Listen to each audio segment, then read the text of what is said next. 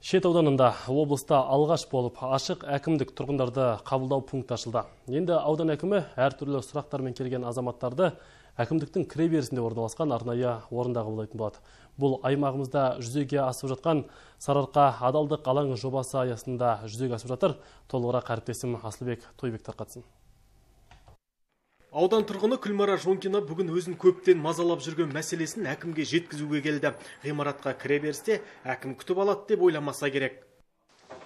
Денсаулығыңыз қалай? Еттеп алды.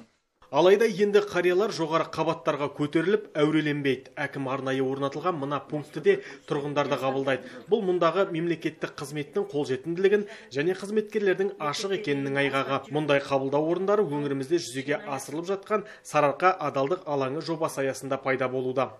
Непосредственно целями проекта является.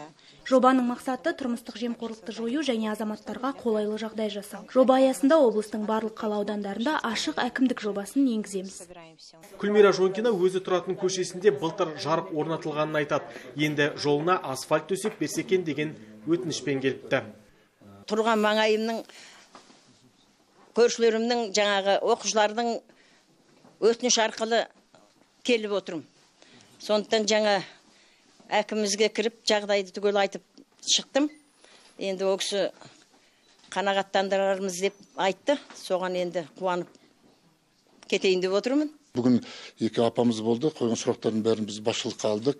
Бәрі енді қаржыға тіреліп тұр. Бірақ оны орындауға біз міндеттіміз. Оны жылдың аяғына дейін біз қойған сұрақтардың бәрін іске асырамыз деп өзім сондай ойлаймын. Аудандағы халыққа қызмет көрсету орталығында да барлық мемлекеттік қызмет қолжетімді. Тұрғындар сарылып кезек күтпейді. Бір терезе жүйесі арқылы жылдам әрі сапалы қызмет көрсетіледі. Өзіне өзі қызмет көрсету алаңында да еркін компьютерді пайдаланып, қажет болса маманның көмегіне жүгініп, керек құжаттарын ала алады. Жұмыспен қамту орталығының да есігі тұрғындарға айқара ашық. Мұнда мемлекеттік бағдарлама аясында бизнес ашу, қайта оқудан өту, жұмыспен қамтылу мүмкіндіктері жан-жақты түсіндіріледі. Электронды еңбек биржасы арқылы тұрғындар бос жұмыс орындарымен танысып, өзін еңбекпен қамти алады. Мәселен, өткен жылы 200-ден астам тұрғын осы жүйе арқылы жұмысқа орналасқан.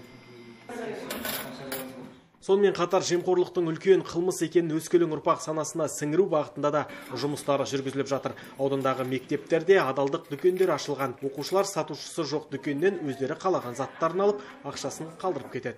Асылбек Тойбек, Ернұр Жомарт, Аман Хамид, Сарыарқа телеарнасы.